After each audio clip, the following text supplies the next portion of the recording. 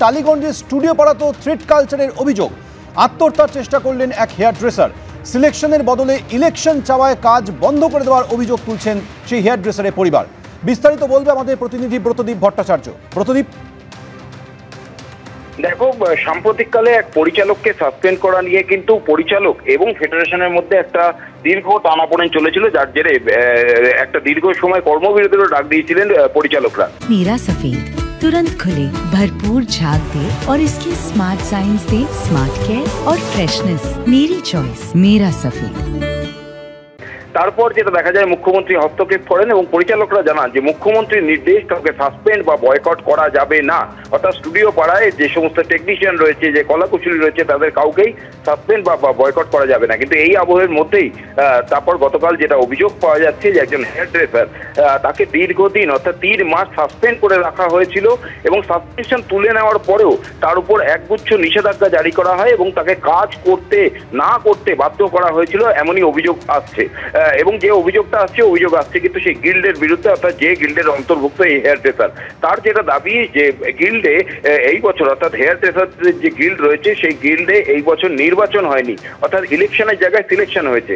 এবং মুষ্টিমেয় কয়েকজন হেয়ার ড্রেসার তারা কিন্তু সিলেকশনের বদলে ইলেকশনের পক্ষে ছিলেন, আর তার জন্যই কিন্তু গিল্ডের কোপে মুখে পড়তে হয় তাদের, এমনটাই অভিযোগ। 3 মাস তাদের সাসপেন্ড করে রাখা হয়েছিল, পরবর্তীতে সাসপেন্ড তোলা হলেও তাদেরকে বলা হয় যে গিল্ড যে সমস্ত কাজ দেবে সেই কাজই তারা করতে পারবে, তারা ব্যক্তিগতভাবে কোনো প্রোডাকশন হাউস বা কোনো সিনেমা অথবা কোনো সিরিয়ালের তারা কাজ করতে পারবেন না।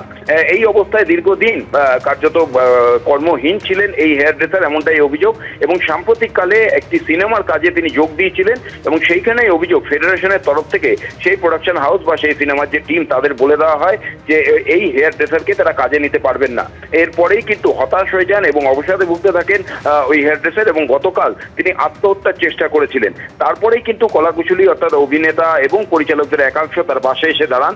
গতকাল রাতে হরিদেবপুর থানায় একটি অভিযোগ দায়ের হয়েছে আত্মহত্যা প্ররোচনার, এবং সেখানে বলা হয়েছে যে গিল্ডের যারা পদাধিকারী রয়েছেন তারা দীর্ঘদিন ধরে তার উপর মানসিক অত্যাচার করছিলেন। অর্থাৎ বুঝতেই পারছো যে অভিযোগ বারবার সামনে আসছে যে ইলেকশন, অর্থাৎ এই গিল্ডের নির্বাচন চাওয়ার জন্য তার উপর এই কোপ পড়েছিল, তাদের থ্রেট দেওয়া হচ্ছিল যে কোনোভাবেই তাদের কাজ করতে দেওয়া যাবে না। আর সেখানেই প্রশ্ন যে গত কয়েক মাস আগেই মুখ্যমন্ত্রী যেখানে নির্দেশ দিয়েছেন যে স্টুডিও পাড়ায় কাউকে সাসপেন্ড বা বয়কট করা যাবে না, তারপর কিভাবে সাসপেনশন হলো। এবং শুধু তাই নয়, সাসপেনশন তুলে নেওয়ার পরেও তার উপর যে এই চাপ সৃষ্টি করা যে কোনোভাবেই কোনো জায়গায় তিনি কাজ করতে পারবেন না গিল্ডের কোনো নির্দেশ ছাড়া, সেই নিয়ে কিন্তু সরব হয়েছিলেন। এবং তারপর এই দীর্ঘদিন কাজ না পাওয়ার ফলে এই হেয়ার ড্রেসার তিনি দেনার দায় জর্জরিত হয়ে গেছিলেন এবং গতকাল একটি সুইসাইড নোট লিখে এবং হোয়াটসঅ্যাপে তাদের যে গ্রুপ রয়েছে সেই গ্রুপে একটি ভয়েস নোট পাঠিয়ে তিনি আত্মহত্যার চেষ্টা করেছিলেন, এমনটাই জানাচ্ছেন পরিবারের লোকেরা। যদিও তাকে আত্মহত্যা সেই চেষ্টা করার সময় তার পরিবারের লোকেরা তাকে উদ্ধার করেন এবং তারপর হাসপাতালে নিয়ে যান এবং পরবর্তীতে